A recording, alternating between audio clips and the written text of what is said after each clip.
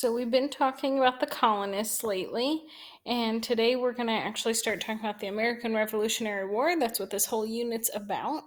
But for today's notes, we're going to talk about the road to revolution and what led to the Revolutionary War in America. So, it's important to understand that one of the key factors that really kind of threw everything into motion was the French and Indian War, which can get a little confusing because of its name, but it was really part of the 30 Years' War where Britain was fighting against France. And both sides, due to limited troops in America, because you have your home troops in actual France and Great Britain, were supported by Native Americans in North America. So it was really the French and Indians versus the British and the Indians, but it ultimately led to a British victory. And then what happened was the British troops decided to stay behind, or many of them stayed behind, because they were worried that the natives would try and seek revenge and would possibly attack the colonists. So the British troops were there to offer protection. The problem is, British troops were staying around a lot longer. And up until this point, the colonists had pretty much governed themselves. So while they were ruled by Britain, they kind of just did their own thing. And you had a lot of colonists who had come to America seeking religious freedom because it was treason to go against the Church of England. They were trying to get away from England. And now you have this really strong English presence, and they were worried that there would start being punishments for them. After the war, Britain had acquired a whole lot of war debt. They had to pay off some of the things that they had lost, but they also had to pay these soldiers that were staying behind to protect the colonists. And the easiest way for them to do that in an immediate way in North America was to start taxing the colonies. So, one of the things you need to understand is called mercantilism. That's the belief in the benefits of profitable trading. It's part of commercialism.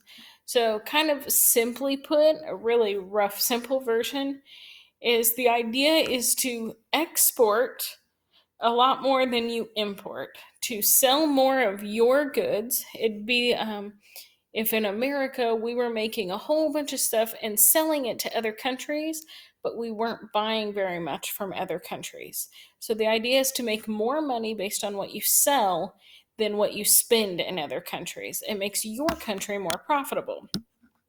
But it can create these hostile relationships between countries because people will be angry that you're not buying from them and you're expecting them to buy everything from you. It becomes kind of like this one sided trade. And it ultimately can lead to war, and it motivates this colonial expansion. Like, fine, we'll just look for more land ourselves, we'll do our own thing. In all the colonies, all the goods had to come from Britain and use British ships because they were run by Great Britain.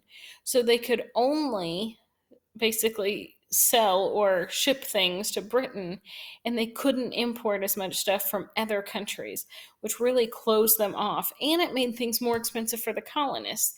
If you want to sell things to other countries, you have to first get it to Britain, and that was going to cost a lot of money. So it kind of set the colonists at a disadvantage. Then Britain decides, well, one way to save money, they're already raising taxes, but now they're like, what if we just don't need the soldiers there for protection? So they decided to try and strike a deal with the Native Americans. And this deal ended up being the Proclamation of 1763. And the idea was Native Americans were upset that colonists were starting to settle in their land. So they passed this law that was an attempt to establish a western border. It basically told all the colonists, fine, you cannot cross the Appalachian Mountains. You cannot settle west of the Appalachian Mountains towards Ohio. You can't go towards Tennessee. You can't settle in Florida.